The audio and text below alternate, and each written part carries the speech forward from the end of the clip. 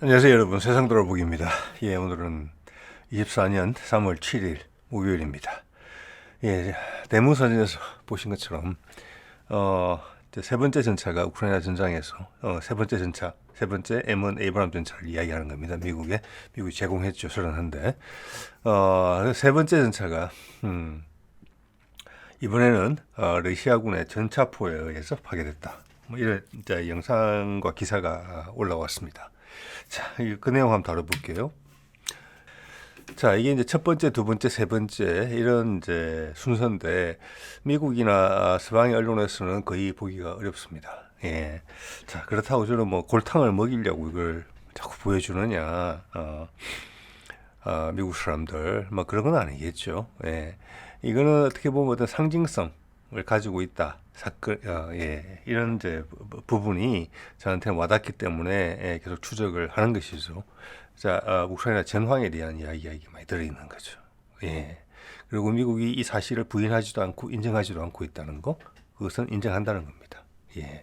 이것이 아마 미국 대중의 뭐 CBS나 뭐 CNN에서 다른 사안들처럼 실시간으로 보도를 한다거나 이러면 큰일 날 걸로 봅니다, 저는. 예, 예, 예. 그래서 이런 게 혹시 미국 쪽으로 가지 않을까 이런 걱정을 미국 관계자들은, 첩보부의 관계자들은 많이 신경을 쓰고 있다고 봅니다. 예, 그런 상징성인 부분이 있는 거죠. 예. 그리고 이게 우크라이나가 이제 무기가 다 떨어졌구나. 아끼고 아끼던 미국 눈치 보느라고 사용하지 못하던 전차를 결국 꺼내 들었구나. 그리고 이번에 세 번째 전차도 아브디프카 근처에서 손실이 됐어요. 자, 거기서 좀 큰 전투가 벌어지고 있구나. 자, 이런 것들이 서방에서 아무리 부인하더라도 이제 중요한 부분이라는 거죠. 예. 그래서 어떻게 보면은 이제 중요한 분기점을 향해서 우크라이나전이 진행되고 있다. 그걸 상징적으로 보여준다는 것이죠. M1 전차의 손실이. 자, 이걸 가장 먼저 전한 곳은 힌두스탄 타임스고요. 제목을 상당히 자극적으로 뽑았어요. 미국 입장에서 보면은 세 번째 에이브람스 손실, 러시아 전차포 한 발의 파괴, 깡통 맞네. 이렇게 적었거든요. 자, 이거 힌두스탄 타임스가 미국이 여러 가지 인도가 미국이 여러 가지 압박을 가했지만 정치적으로 흔들기까지 했어요. 뭐 캐나다에 있었던 어떤 반군 독립 세력을 암살했는데 모디 정부가 직접적으로 관여했다 이런 분위기도 풍기고 또 모디의 정치적 기반이 되는 지역에 산업을 흔드는 다이아몬드 사업이죠. 그걸 세공하는 거. 즉 러시아로부터 들여와서 대부분의 러시아산 다이아몬드가 거기서 세공을 거쳐서 러시아는 시베리아에서 많은 다이아몬드가 생산되고 있습니다.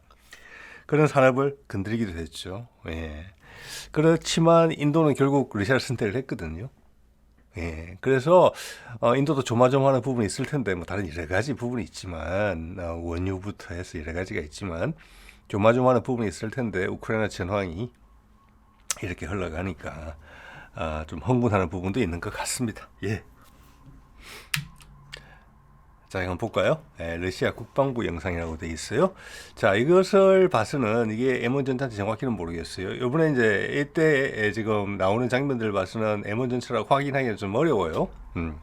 그래서 여기서 중요한 것은 러시아 국방부 영상이죠. 이 영상의 신뢰는. 왜냐하면은 서구의 언론, 특히 미국이 주도 영향력을 행사하는 경우에는 검증을 거치지 않아요. 많은 경우에. 그렇지만 러시아가 뭐라고 이야기를 하면은 거기는 엄청난 관심과 막 분석이 이루어지거든요. 그래서 러시아 쪽에서 이런 공식적으로 이런 영상을 제공했다 했을 때는 사실관계에 가까울 확률이 높다. 서방 쪽에서 제공하는 것보다. 예, 되게 뭐라고 할까, 예민한 사안이 있었습니다. 네. 자, 여러분도 뭐 그런 부분이 있다는 것을 참고하시고 들어주시기 바랍니다. 예. 요 빨간 동그라미 안에 있다는 게 M1 에이브람 전차라는 겁니다. 자, 이게 뭘 의미하는고 하니 오늘 뭐 M1 에이브람 전차의 방호력이나 수출형에 대해 있어서의 한계점 이런 것도 좀 말씀드리려고 하는데, 이미 지금 아브디프카 전장에서 그 보면은 러시아 이 드론에 찍힌 거잖아요. 그 위치가 파악이 됐어요 이미. 자, 그리고 상대방의 위치를 몰랐던 것 같아요. 좀 이따 보실 피격 장면을 보면은. 그러면 이거는 전차 대 전차의 1대1 뭐 성능 검증 이런 거하고 좀 다른 이야기라고 보셔야 돼요. 예, 예. 자, 뒤에 보면 이제 제가 캡처를 한 건데 역시 러시아 국방부가 제공한 영상입니다. 여기 빨간 동그라미 안에 있는 게 점선 안에 있는 게 지금 M1 에이브람 전차로 보이거든요. 예. 이래 보면은 이게 적외선 영상인데 오른쪽에서 왼쪽으로 향하고 있는 것 같거든요. 예, 길이 방향으로 이렇게. 예. 그래서 지금 적외선 영상에 이제 뜨거운 부분이 좀 나타나는 부분이 좀 보이는데 저 위에 보면 노란 동그라미 안에 들어있는 게 전차탄이에요. 저쪽에서 날라오는 거예요. 지금 왜냐하면 러시아 쪽에서 이게 전차로 공격했다고 이야기했으니까 T-72 전차포로 T-72의 전차포로 쐈다고 했으니까 좀 이따 저게 맞아요. 옆에. 그리고 왼쪽 밑에 지금 보여드리는 것처럼 화염이 일어요.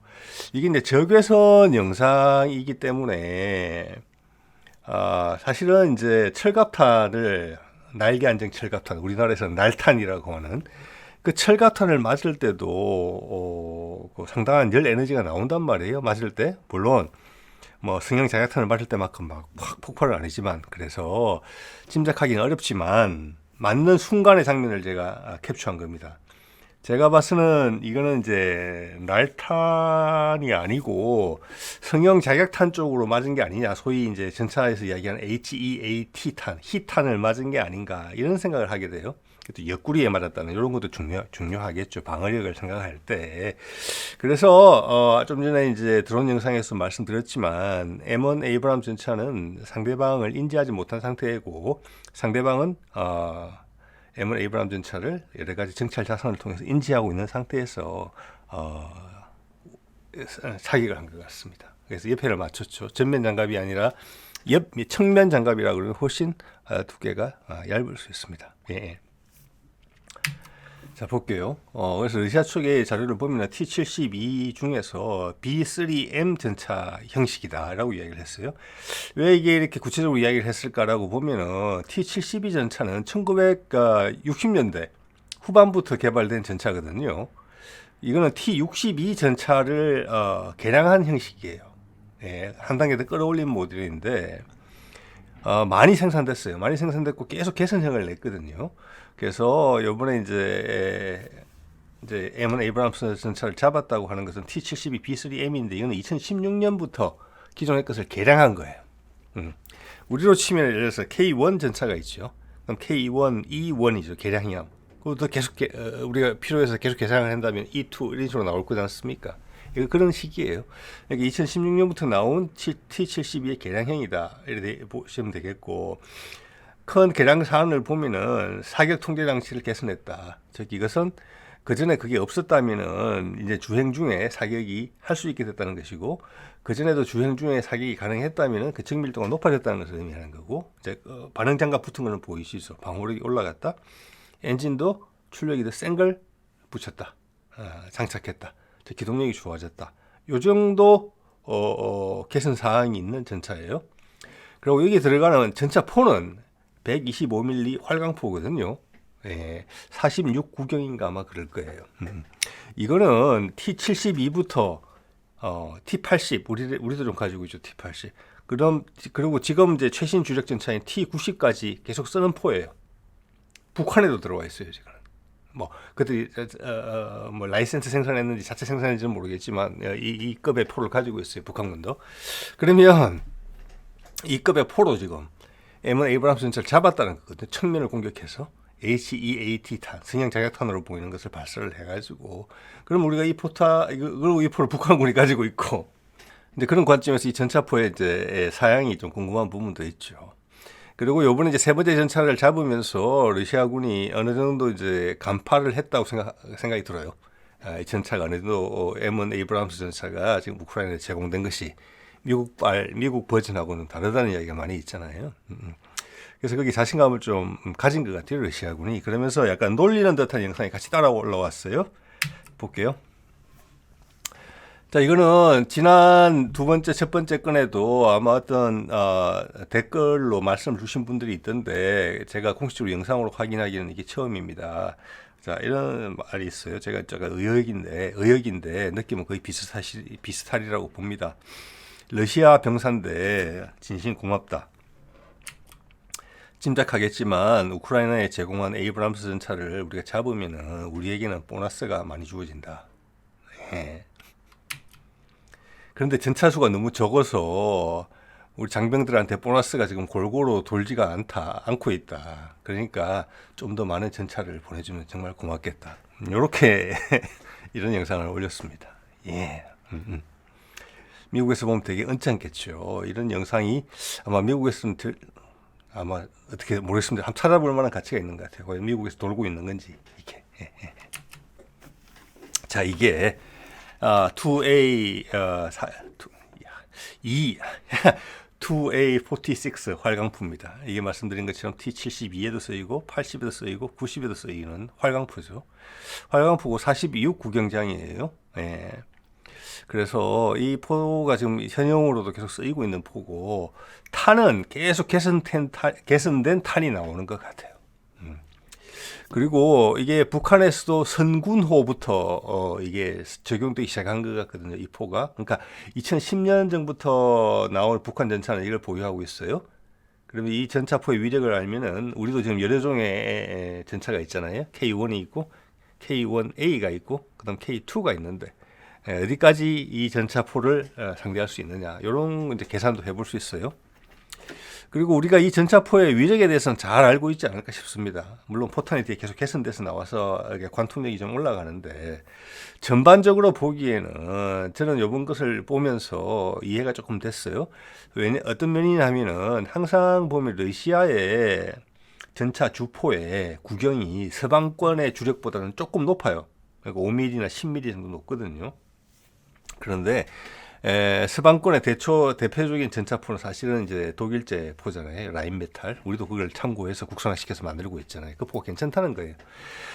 자, 이게 보면은 46 구경장이기 때문에 현재 최신 라인메탈 포 그리고 우리 K2 전차의 포는 보면은 46 구경장이 죄송합니다. 55 구경장이에요. 네. 자, 그래서 러시아가 이 구경을 늘리는 이유는 포구 초속을 올리기 위해서 즉 같은 구경을 가지고는 서방권만큼 관통력이 안 나온다. 포신이 구경장이 짧은 것도 어떤 기술적인 한계도 있다. 저는 그렇게 봅니다.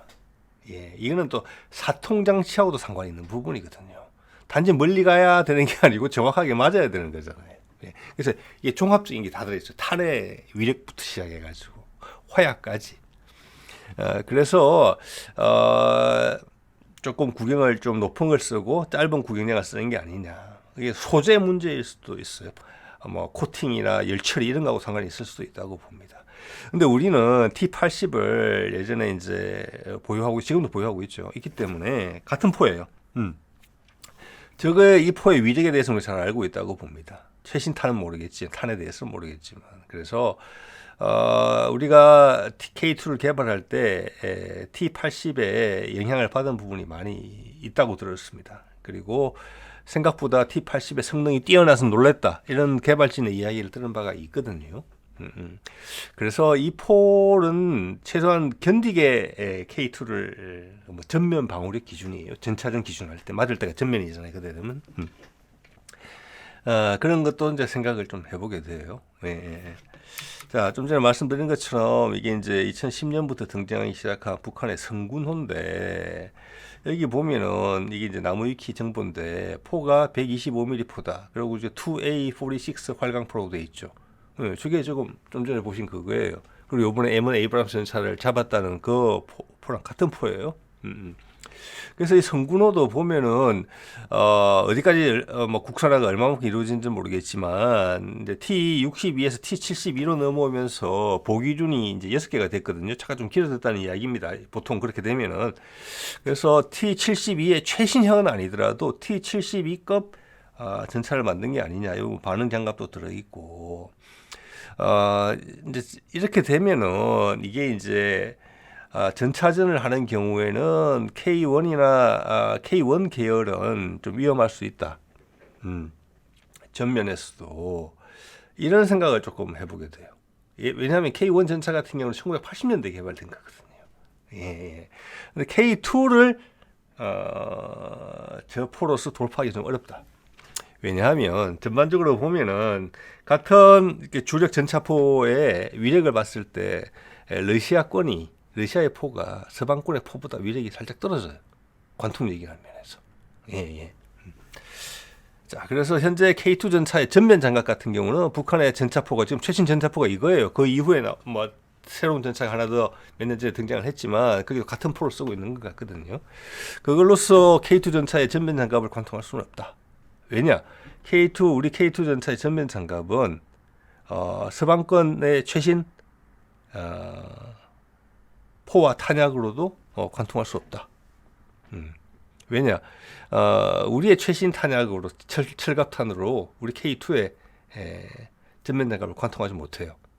예. 120mm 55구경의 한국 최신 철갑탄. 그 한국 최신 철갑탄은 지금 독일의 최신 철갑탄과 관통력이 비슷한 것으로 보이거든요. 예. 그래서 그렇다는 말씀입니다. 예. 자, 그러면 M1 에이브람스 전차는 어떻게 된 거냐? 물론 옆구리를 맞아서 뭐 여러 가지 해석이 가능해요. 그래서 지금 깡통으로 만들어진 것 같다. 그리고 그 안에 이제 M1 에이브람스 전차의 방어력과 공격력의 핵심은 열화 우라늄이에요. 예, 그게 밀도가 엄청나게 높죠. 근데 그걸 지금 해외에 공여한 경우에는 빼고 준 것 같다. 왜냐하면 우크라이나전 같은 경우에는 나가면 이렇게 피격될 게 지금 거의 확실시 됐었거든요. 그러면 러시아군에 의해서 노획될 가능성이 엄청나게 10중 8구 노획이에요. 그렇기 때문에 당연히 빼고 줬겠죠. 예. 그래서 M1 에이브람스 전차의 방어력과 공격력을 잠깐 보면은 주포가 120mm 활강포인데 44구경장이에요. 예. 우리는 K2는 55구경장이에요. 그죠? 그리고 열화 우라늄 탄을 써요. 탄에 철갑 탄에도 앞에 열화 우라늄을 쓰고 장갑 뒤에도 열화 우라늄을 써요. 예. 저렇게 함으로써 한번 보시면은 오른쪽에 까만 동그라미 저게 핵심이에요. 기존의 철갑탄, 즉 열화 우라늄 철갑탄을 쓰면은 44구경장인데도 900mm대의 관통력이 나온다. 예, 균질 아변 강판 기준으로. 예, 저게 이제 거의 독일이나 우리나라의 최신 철갑탄의 관통 수준과 비슷해요. 살짝 높거나 비슷한 수준이라고 봅니다, 저는. 네. 근데 그거를 44구경장으로 해냈다는 거예요. 예를 들어서 우리나라의 K279탄 같은 경우는 55구경장으로 이걸 가능하게 했고, 많은 이제 그거는 텅스텐으로 만드는 거니까 다른 여러 가지 기술적인 노력이 더해진 거예요. 근데 같은 탄에서 열화 우라늄을 빼버리면 철갑탄에서 미국의 철갑탄에서 관통력이 평범해지는 거죠. 600mm급으로 내려오는 거죠. 자, 방호력 또한 전면 기준이죠. 1400mm급으로 되면은 뭐 관통할 게 별로 없죠, 전면은. 네. 그런데 열화 우라늄 판을 빼내면은 그게 900mm급으로 떨어진다. 900mm급에 못 미친다는 이야기예요. 그러면 러시아의 최신 전차나 중국의 최신 전차, 한국의 K2와 동등이거나 그거보다 이하일 수 있다. 그냥 평범한 주력 전차가 되는 거예요, 현용에. 예. 철갑탄 같은 경우는 안타까운 상황이 되는 거죠. 저 철갑탄을 가지고 그러니까 우크라이나에 준 M1 에이브람스 전차는 일화 우라늄 탄을 뺀 철갑탄을 또 줬겠죠. 예. 그걸로는 러시아의 최신 전차나 중국의 최신 전차를 파괴할 수 없다. 전면 장갑 기준으로. 자, 이게 이제 어떤 결론을 우리가 도출할 수 있는 거 하니 이 데이터를 봄에 있어서 미국은 지금 이게 전차라는 게 뭐 1, 2년마다 몇 년만 뭐 자동차처럼 5, 6년마다 새로운 모델이 나오는 게 아니잖아요. 예. 그래서 우리나라로 비교하면 쉬운 것 같아요. K2가 지금 최신 전차잖아요. 그죠? 플랫폼 자체가 최신이에요. 거기하고 비교를 해보면, 자, 여기는 44구경장을 쓰더라도 충분한 관통력이 나왔기 때문에 탄을 추가로 계속 개량을 한다거나 포를 개량을 한다거나 개선을 한다거나 이런 노력이 많이 들어갔을 이유가 없어요. 왜 관통 다 되는데. 그런데 열화 우라늄을 쓸 수 없는 나라에서 우리나라 K2 같은 경우는 저걸 55구경장까지 늘리고 포탄을 최대한 주어진 기술을 극대화하는 그런 방안을 도모하지 않을 수 없는 거거든요. 결과적으로는 우리는 55구경장을 쓰긴 했지만 같은 120mm 활강포로 열화 우라늄탄을 쓴 미국 에이브람스의 철갑탄과 비슷한 성능을 도출해낸 거예요. 방호력도 마찬가지라고 봅니다. 이걸로 인해서 열화 우라늄판을 썸으로써 방어력이 저만큼 나오는데 그게 뭐 공간 장갑이니 복합 장갑에 대한 소재나 디자인, 설계 이런 거에 고민이 있었겠습니까? 별로 없는 거죠. 그간 전차를 많이 쓸 큰 전쟁도 지난 한 20년간 없었고, 예. 자, 그런 부분이 지금 미국의 최신 전차, 이 그림에 보시는 것처럼 뭐 M1, A2, C 이런 거하고 현용 주락 전차랑 미국이 전쟁에 개입해서 부딪힌다면은 뭐 상관없죠. 이기면 끝이니까 전쟁이라는 게. 그런데 수출 시장에 가면 그림이 많이 다르다. 왜? 수출 시장에서 이게 빼고 주니까. 자, 이거 좀 이따 말씀드릴게요. 그것의 의미가 어떤 것인지에 대해서 우리하고 우리의 실제적인 방산업체의 이해관계와도 상관이 있습니다. 예. 안타까운 부분이 많이 있을 것 같아요. 예. 자, 이거는 이게 일본 자료인데 상당히 정리를 잘했더라고요. 이 DM53이라는 탄은 철갑탄이고 독일제 철갑탄이고 이게 K279 탄하고 비슷하고 현용 뭐 가장 인기 있고 많이 쓰이는 그런 탄인 것 같아요. 철갑탄의 기준, 표준 이런 거 여기 보면 44 구경장하고 55 구경장을 비교를 해놨거든요. 그럼 우리는 같은 탄을 쏘더라도 44 구경장에서 쏘면은 포구 초속이 1500에서 1600. 근데 55 구경장에서 쏘면 같은 탄인데 1600에서 1700이 돼요. 에너지가 훨씬 많이 나온다는 거예요. 즉 스핀을 더 많이 먹인다는 거예요. 그래서 운동 에너지 탄이잖아요. 2분의 1 질량 곱하기 속도의 제곱이잖아요. 속도는 제곱에 비례해요. 이 차이는 위력의 관통력의 차이로 바로 나타난다는 거예요. 그래서 44 구경장 같은 경우는 여기 보면 이제 2000m 2km 거리에서 직각으로 맞았을 경우 이 탄이 44 구경장에서는 650mm의 관통력이 나오는데 균질 아변 강판 기준이겠죠. 55 구경장 같은 경우는 810mm까지 늘어난다. 자, 똑같은 탄을 쓰더라도 이것은 K1A1과 K2 전차의 위력의 차이도 이렇게 난다고 보시면 돼요. 구경장이 아마 저럴 거거든요. 44일 거예요. K1A1이. 예. 확인해 보니까 맞네요. K1A1은 44 구경장입니다. 예. 같은 포탄 가지고 포신의 길이가 바뀜에 따라서 이 정도 위력의 차이가 난다는 거죠. 요 위력의 차이가 나는 것을 미국은 44 구경장을 쓰고 있으니까 M1 에이브람스는 그것을 열화 우라늄이 이 정도 어드밴티지를 준다는 거예요. 텅스텐 탄은 아무리 기술적으로 최대한 최고의 노력을 하더라도 55 구경장을 써야만 우라늄 탄과 비슷한 성능이 나온다. 예, 그게 그 재질의 차이다. 이런 걸 이제 명확히 해줄 수 명확히 알려주는 괜찮은 자료인 것 같습니다. 예. 자, 이거는 이제 나무위키에서 가져온 자료인데 이게 어느 정도 증명이 돼요. 예. 자, 이거 보면 밑에 좀 읽어볼게요. 글자가 작아서 읽어드릴게요. K1 전차 대비 1.85배의 방호력을 가지고 있다는 거예요. K2가 1.85배. 예, 예. 그래서 55 구경장의 120mm 주포, 이거는 K2의 주포예요. 발사한 K279탄, 날개 안정 철갑탄이고 우리가 개발한 탄이죠. 텅스텐 탄. 방안을 실험해서 이 탄을 막아낸 것으로 보아서 막아냈다는 거예요. 전면 장갑 기준으로. 흑표의 방어력은 운동 에너지 탄, 철갑탄 같은 경우는 800에서 850mm 이상이라는 거죠. 즉 이 말은 우리 K279 탄의 관통력이 800mm에서 850mm 사이라는 거예요. 저거 이상이라는 거예요. 어디까지인지는 몰라요. 최소 저만큼이라는 거예요. 그다음에 C2라고 봤을 때는 저건 아마 이제 성형 자격탄인 것 같아요. 자, 이것은 프랑스 육군의 르클레르 전차를 상회하는 수치의 방어력이 다 최고 수준이에요. 제가 봤을 때. 네. 서방의 러시아, 중국, 북한 거는 다 맞고 당연히 일본도 포함이고 서방의 레오파르드 전차, M1 에이브람스 전차의 열화 우라늄 탄도 막을 수 있을지 몰라요. 전면 같은 경우. 왜? 900mm였거든요. 열화 우라늄 탄이. 예. 자, 이 정도입니다. 예. 그런데 측면과 이제 후면은 전혀 다른 이야기죠. 그죠? 예. 그리고, 위에 면 같은 것도 전혀 다른 이야기죠. 자, 에이브람 전차도 그 윗면, 즉 엔진 덮개 부분하고 뒤에 포탑의 뒷면, 포탄 실는데 거기에 지금 RPG에 맞아가지고 한 대를 날려 먹었잖아요. 자, 그래서 지금 전장의 상황이 계속 바뀌고 있다.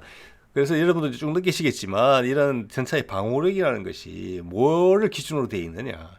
전차 대 전차와의 전투의 상장하고 디자인이 됐다는 걸 알 수 있고 지금 전장이 엄청 다민화됐죠.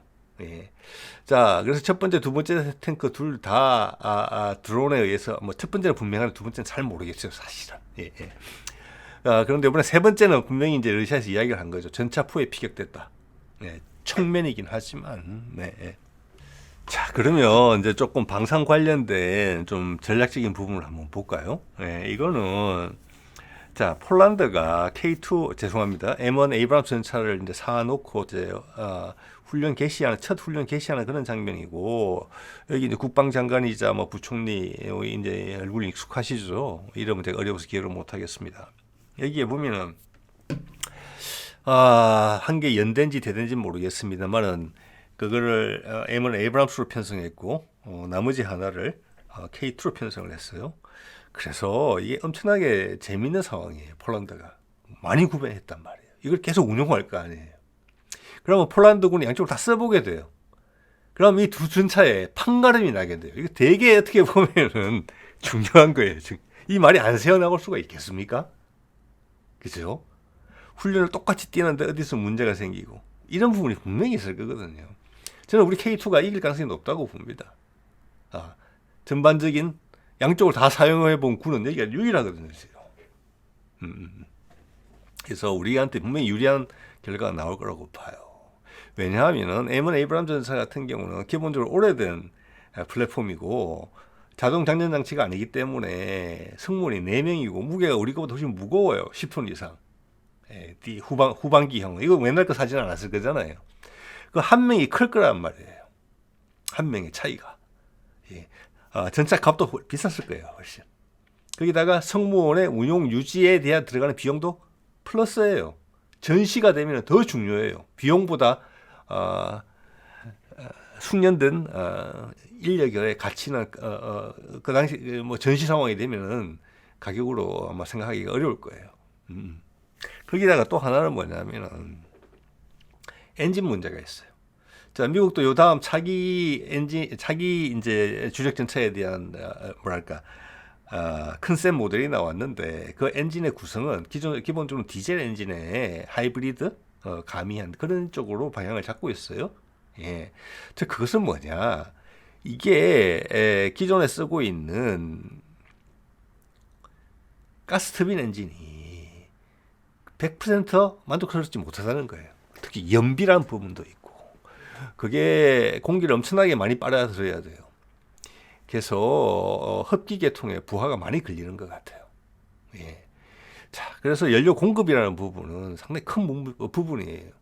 압도적인 전쟁을 하지 않는다면 언제 공급선이 끊길지 모르잖아요. 예. 그러면 전력 유지라는 측면에서 뭐라고 할까 운행 거리, 작전 범위라는 부분은 상당히 제약 요인이 될 수 있거든요. 엔진을 그걸 씀으로써 그래야 된다 하면.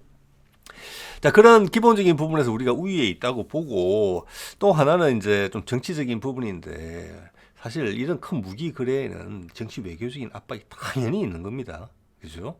그래서 제가 여러 번 옛날에 말씀드렸지만 폴란드는 머리를 많이 썼어요. 기본적으로는 한국 걸 사고 싶어 했어요.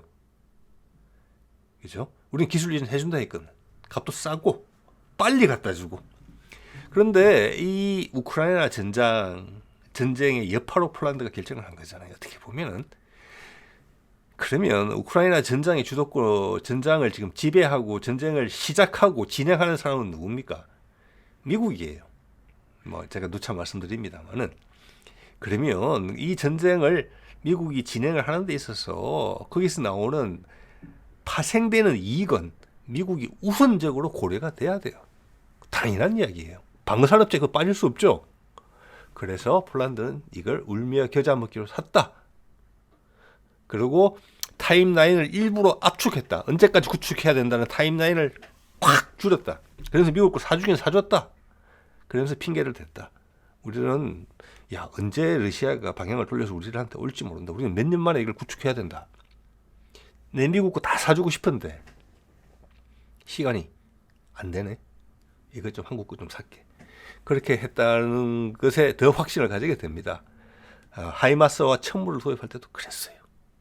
예, K9 같은 건 필요 없죠. 그럴 필요가. 왜냐하면 미국의 경쟁 무기 체제가 없으니까. 그래서 그런 이유로 샀다고 생각을 하고, 그때 폴란드 언론에서 몇 번 이야기가 나왔는데, 여러분 한번 생각해 보세요.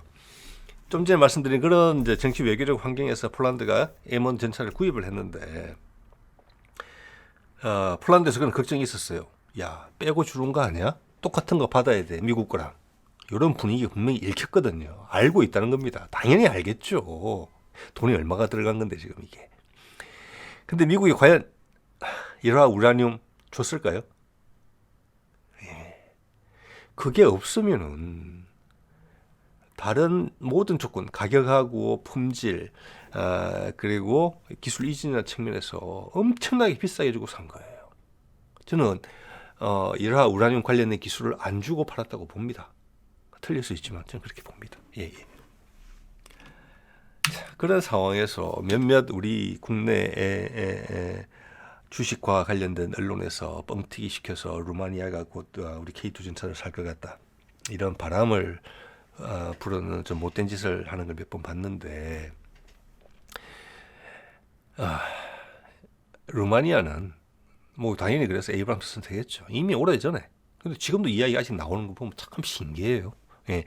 1년 전에 결정했어요, 에이브람스로. 예. K9을 이번에 샀죠. K9을 살 수 있어요. 왜냐? 미국제 그 자주포 살 것 아니니까. 그거는 너무 격차가 심하니까. 그렇기 때문에 에이브람스는 반드시 사줘야 되는 거예요. 비교 가능한 무기 체계가 미국이 가지고 있다면. 왜 우크라이나 전쟁을 지금 누가 고생해서 시작했고 하고 있는데, 거기에서 나오는 부가가치는 미국이 다 가져가야 되는 게 당연한 거예요. 우선적으로. 그거에 우리가 비슷한 제품인데 거기 고개를 밀어 넣는다는 것은 미국이 용납하지 않을 일이죠.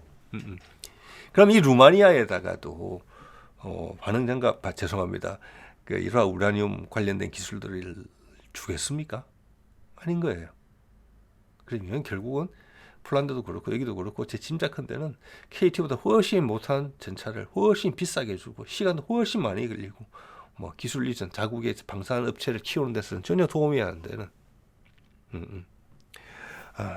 이런 무기를 샀다. 정치 외교적 압력 하에서 이들은 공정하게 이 제품이 제일 좋은 것 같아요, 나 이거 살래요, 이렇게 말할 수 없는 입장에 있는 나라들이다. 자, 오늘은 이 정도 말씀을 드리겠습니다. 네.